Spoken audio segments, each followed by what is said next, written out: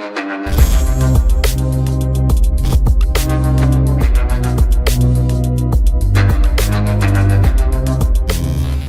वालेकुम गाइस, कैसे हैं आप। उम्मीद करता हूं कि आप सब खैरियत से होंगे, खुश होंगे और हमारी दुआ है कि हमेशा खुश रहें, हंसते और मुस्कुराते रहें। मेरा नाम है रहमान अनवर और मैं हूं और मैं हूं ज़फर इकबाल। और आज हम जिस वीडियो पर रिएक्ट करने जा रहे हैं, इस वीडियो का टाइटल है what does N India president do. तो प्रेसिडेंट का टॉपिक अभी काफ़ी भाई इंडिया में है, क्योंकि ये एक तरीक को दोहरा रहा है या तरीक में पहली बार है जो हम सुन रहे हैं भाई इस चीज़ को। तो खैर देखते हैं सबसे पहले वीडियो और बाद में रिव्यू। अगर वीडियो पसंद आए तो लाइक सब्सक्राइब ज़रूर कीजिएगा और कमेंट में अपनी राय का इज़हार ज़रूर कीजिएगा। चलो वीडियो करते हैं शुरू।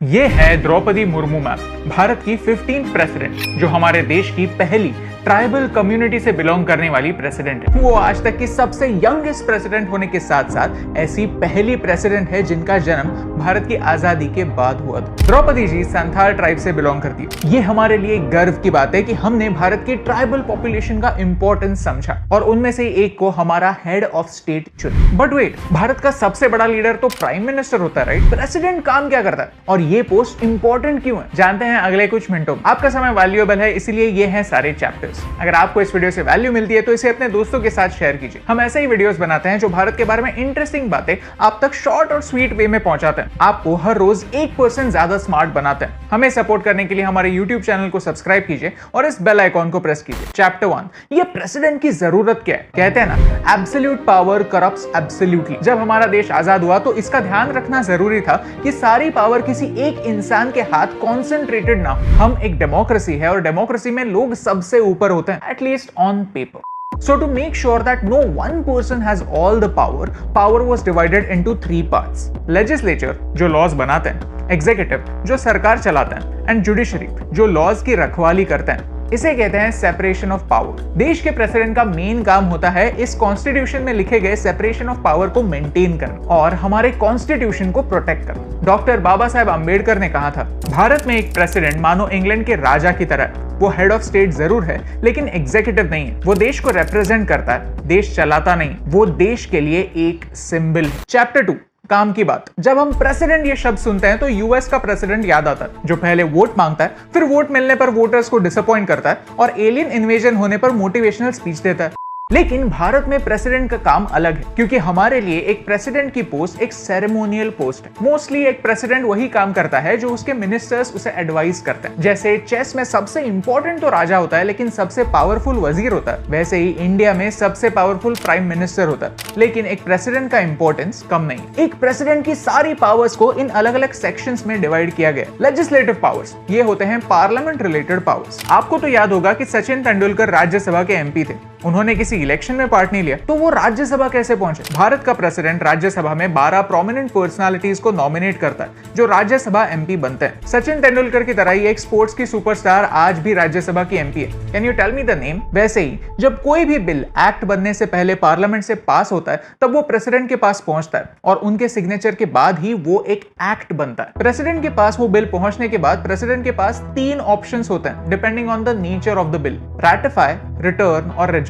इसे वीटो पावर कहते हैं। वैसे ही अगर कोई ऑर्डिनेंस पास करना हो तो वो काम प्रेसिडेंट कर सकता है। फिर आते हैं एग्जीक्यूटिव पावर्स। हर सरकारी काम प्रेसिडेंट के नाम में किया जाता है और ये काम करेगा कौन? उन सारे लोगों को भी प्रेसिडेंट अपॉइंट करते हैं। ऑफ कोर्स एक प्रेसिडेंट अपने दोस्त या रिश्तेदारों को ये पोस्ट ऑफर नहीं कर सकता, उन्हें एक सिस्टम फॉलो करना ही होता है। Appointment of AGI, CAG, chief election commissioner, UPSC members, finance commission, governor of states. तो इन सारे इंपॉर्टेंट पोस्ट को फिल करना एक प्रेसिडेंट की रिस्पॉन्सिबिलिटी होती है। फिर आता है जुडिशियल पावर्स। देश के president chief justice of India को अपॉइंट करते हैं और एक काफी इंपॉर्टेंट रोल भी हमारे प्रेसिडेंट निभाते हैं और वो है प्रेसिडेंशियल पार्डन। सुप्रीम कोर्ट ने अपना डिसीजन देने के बाद एक लास्ट ऑप्शन बचता है और वो है प्रेसिडेंशियल पार्डन। प्रेसिडेंट अपनी पावर से डेथ सेंटेंस को माफ कर सकते हैं। फिर आता है मिलिट्री पावर्स। देश का प्रेसिडेंट हमारे आर्म्ड फोर्सेस का सुप्रीम लीडर होता है। प्रेसिडेंट किसी भी देश के अगेंस्ट वॉर शुरू या स्टॉप कर सकता है, ऑफ कोर्स पार्लियामेंट के अप्रूवल के बाद। And lastly emergency powers. आपने इमरजेंसी के बारे में सुना ही होगा। जब प्रेसिडेंट को लगता है कि देश इंटरनल या एक्सटर्नल थ्रेट से गुजर रहा है तो प्रेसिडेंट इमरजेंसी लागू कर सकता है। यूजुअली एक वॉर के सिचुएशन में ही प्रेसिडेंट ये कदम उठाता है, लेकिन 1975 में कोई वॉर नहीं थी,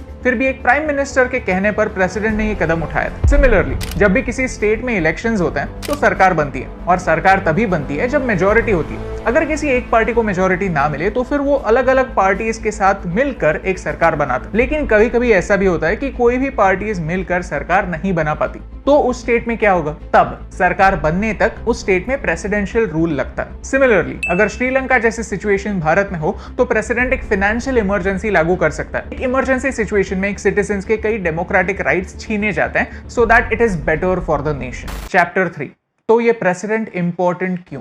यू सी, हमारे देश में कई फ्लॉज है, लेट्स एडमिट इट, लेकिन हमारे लिए ये शान की बात है that a woman from the tribal community is chosen as the first citizen of India. उन पर इतनी इंपॉर्टेंट जिम्मेदारियां हैं और वो ये जिम्मेदारियां निभाने के काबिल है। ये बदलते हुए माइंडसेट की ओर इशारा करता है। इस वीडियो की शुरुआत में मैंने डॉक्टर बाबा साहेब आम्बेडकर की एक लाइन यूज की थी जिसमें उन्होंने काफी इंपॉर्टेंट शब्द यूज किया था, सिंबल।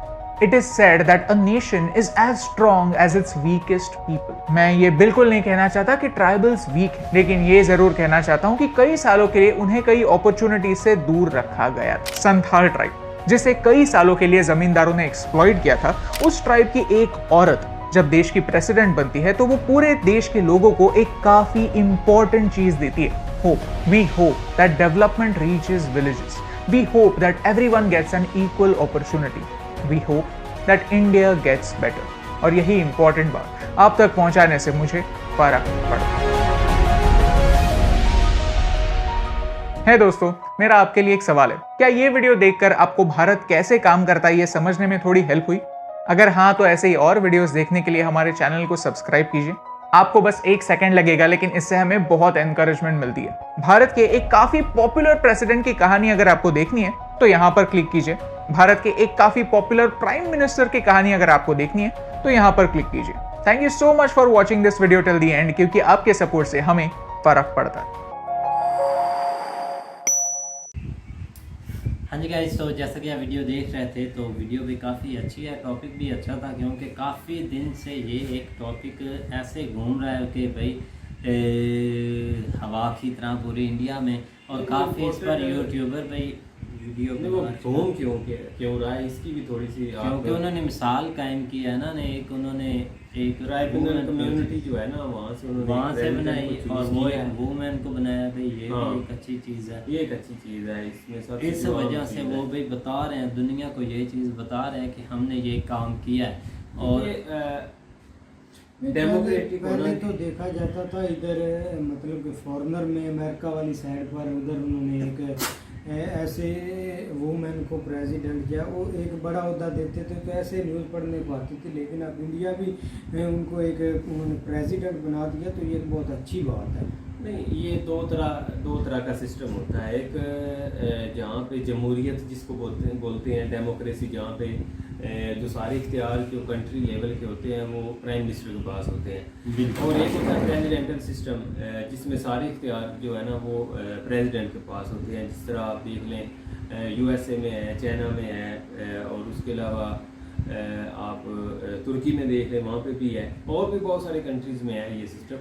लेकिन अगर आप बात करें इनके राइट्स की, प्रेसिडेंट राइट्स की बात करें तो वो तकरीबन इक्वल है इंडिया और पाकिस्तान के सदर के जो है ना वही राइट्स जो है ना वो इनके भी हैं जो हमारे सदर के हैं, क्योंकि ये डेमोक्रेटिक जो मुल्क होते हैं वहाँ पे ये सिस्टम जो है ना वो चलता है। बिल्कुल हमारे जो है ना वो अगर सदर को देखा जाए तो सबसे ज़्यादा उसको हम देखते हैं, जो हम अपने सदर की बात करते हैं तो वो हमें नज़र आता है, ख़ास कर जब कोई सेरेमनी वगैरह होती है जिसमें आप कह लें कि एक इम्पोर्टेड आप 14 अगस्त कर लें जो अभी इंडिपेंडेंस डे होता है, या 23 मार्च कर लें, या जो एक इससे रेलिवेंट जो है ना वो बड़े बड़े त्यौहार जो कोई भी इवेंट हो या कोई और भी मसला। पाकिस्तान की भाई 60% अवाम को अभी भी नहीं पता कि हमारा प्रेसिडेंट कौन है।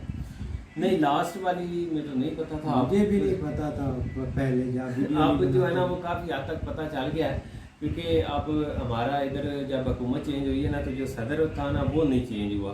तो इसलिए उसने बहुत ज़्यादा जो है ना वो एक आप वक्त कह लें या उन बेचारों को बहुत परेशान किए थे, इसलिए जो है ना वो हमें उसका जो है ना वो चेहरा याद है। मुझे भी अब भाई रात को ही उनकी पार्टी जीती गया तो वो पता नहीं किधर था, वहाँ से वो इस्लामाबाद अपने प्रेसिडेंट हाउस में पहुँचा है और साथ ही जो जीता है इधर से वो उधर पहुँचा है। साथ ही उसने 3 बजे रात के 3 बजे उसने हलफ लिया। देख लें कि भाई इतनी जुडिशल पावर जो है ना वो सदर के पास होती है और ये एक बहुत इंपॉर्टेंट चीज़ है। अगर समझे तो इस्तेमाल करना ना करना वो एक अलग चीज़ होती है, लेकिन किसी जज को जो है ना वो उतारने का या जज के काम में मुदाखलत करने का जो है ना वो एक पावर जज के पास है और ये बहुत इम्पोर्टेंट चीज़ है जो होनी तो खैर नहीं हम कह सकते, लेकिन ये एक बाद दफ़ा आपकी सुप्रीम कोर्ट में बहुत से मसले मसाइल हो जाते हैं कि जब पार्टी सिस्टम बन जाता है तो वहाँ पे जाके फिर जो है ना वो प्रेसिडेंट जो है ना उसको इन्वॉल्वमेंट जो है ना वो करनी पड़ती है। उसके अलावा जो मेजर केस होते हैं उसमें डेथ सेंटेंसेस जो होते हैं ना वहाँ पे भी इसके साइन चलते हैं। एमरजेंसी इम्पोज करना तो हमारे पास जो है ना वो 2-3 दफ़ा जो है ना वो हो भी चुकी है, जिसे आप कह लें कि मार्शल लॉ लगना, तो वो लग भी अभी भी चांस है। वो अभी जो पार्टी भाई धमकियां दे रहे थे गवर्नर राज गवर्नर राज और वो नहीं लगेगा, वो गवर्नर के हाथ में होता है। जहाँ जो इमरजेंसी तक मेरा नाफिज करना ख्याल है होता कि है इलेक्शन जल्दी पाकिस्तान में हो जाएंगे। हमें तो भाई हम तो यही चाहते हैं। उसकी वजह है कि क्योंकि जो एक पॉलिटिकल इंस्टेबिलिटी बनी हुई है ना उस वजह से बहुत ज़्यादा नुकसान में जा रहे हैं। बहुत ज़्यादा नुकसान है भाई। पहले बेस डिफॉल्ट के भी हो आप सकता ये है। अंदाज़ा लगा लें कि 2-3 रुपए जो है ना वो डॉलर एक लास्ट पिछले वीक में तो 10-12 रुपए 2 दिन में बढ़ गया था। अब जो है ना वो 3-4 की एवरेज से जो है ना वो 3-4 घंटे में बढ़ रहा है, 3-4 हाँ। घंटे बाद एक अब इन्होंने सारी इंपॉर्टेंट रिपोर्ट्स जो है ना उसके ऊपर इन्होंने पाबंदी तो खैर हायर कर दी हुई है, लेकिन उसका अभी रिजल्ट लगाने का फ़ायदा कोई नहीं है। बिल्कुल भाई, चलो खैर हंसना ही आता है इनकी हालत पर, ये बस अपने ओहदे के लिए भाई इधर उधर फिर रहे हैं। चलो खैर अल्लाह किसी को ऐसी भाई ना हुकूमत दे। तो उम्मीद करते हैं कि गाइस आपको वीडियो पसंद आएगी। अगर पसंद आए तो लाइक सब्सक्राइब जरूर कीजिएगा और कमेंट में अपनी राय का इज़हार जरूर कीजिएगा। अल्लाह हाफिज़।